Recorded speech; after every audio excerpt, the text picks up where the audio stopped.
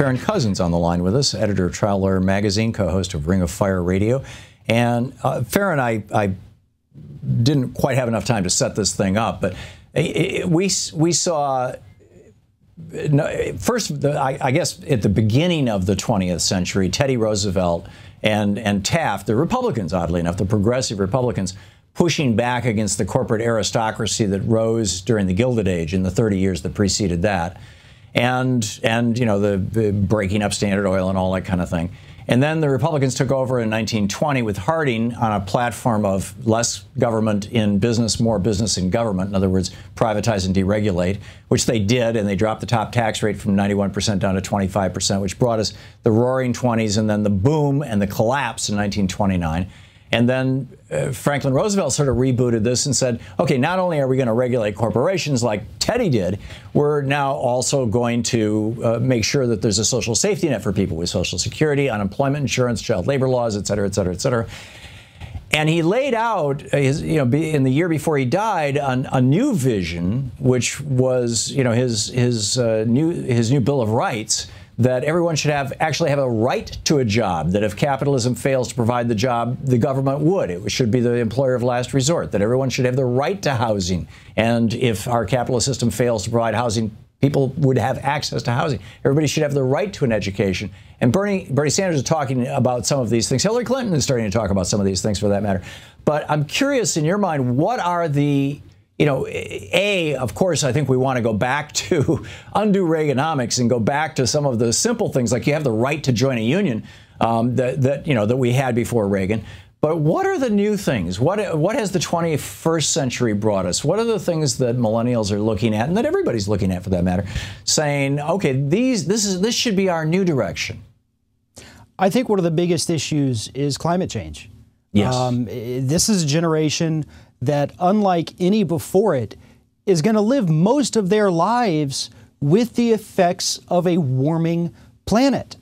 I mean, when we take a look at some of the older politicians in Washington who say that it doesn't exist or that it does, but we can't do anything about it, they're going to be gone long before we start to see some of the really horrible effects of climate change that at this point are inevitable. I mean, we're no longer talking, you know, prevention, it's mitigation. It's how do we work around what we've already started? Mm-hmm. So I think that is priority number one. We deserve to have a planet that's habitable.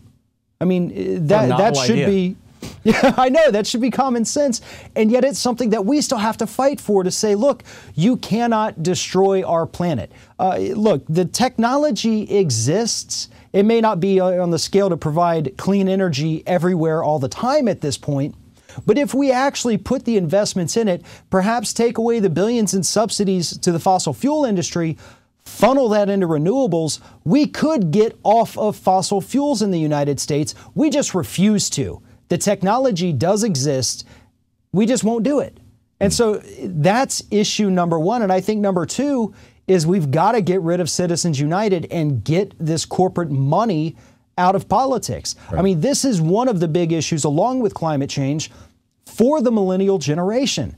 All they have known throughout their entire political lives is corporate influence, going all the way back to, you know, the early Bush years with Halliburton and the secret energy meetings in Iraq. You know, before Citizens United, this was a massive problem, and it's only getting worse every, you know, year by year. So I think that's issue number two. And issue number three is we've got to bring back or start enforcing the corporate death penalty. When you have these corporations like we see on Wall Street, who just build in corruption as the cost of doing business. Right. They know that they can run these CDO and derivative scams and make billions of dollars, but only have to pay back millions in fines to the government and in civil lawsuits. So what is to deter them from committing any kind of crime? They make money off of it. So we've got to bring that back. We've got to enforce it. And I think the fourth major point is that we have a too big to fail problem in the United States, not just with Wall Street, but with the two-party system, the Democrats and the Republicans. That's essentially all we have.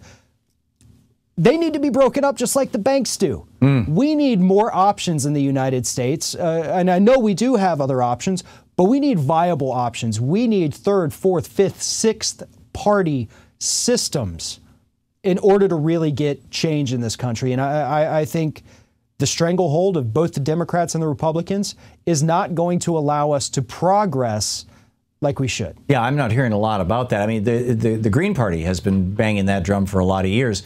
There's now over 500, I believe, communities, counties, or no states, but cities, communities, or counties that are using instant runoff voting, which is a variation on the way Australia and New Zealand deal with the problem of first past the post, winner take all elections. We are one of only 7 democracies in the world that doesn't use proportional representation. And those are 2 of those 7. And when you don't have proportional representation, when it's winner take all, whoever gets more than 50%, you end up with a 2-party system. This was Madison's horrible realization when he wrote Federalist Number 10. And one solution that doesn't require rewriting the Constitution is ranked choice voting or instant runoff voting. I'm surprised that hasn't become more of a rallying cry. Well, we get a lot of, tweets and emails and phone calls asking us, what do we do to make a viable third party in the United States? And you kind of hit on it there.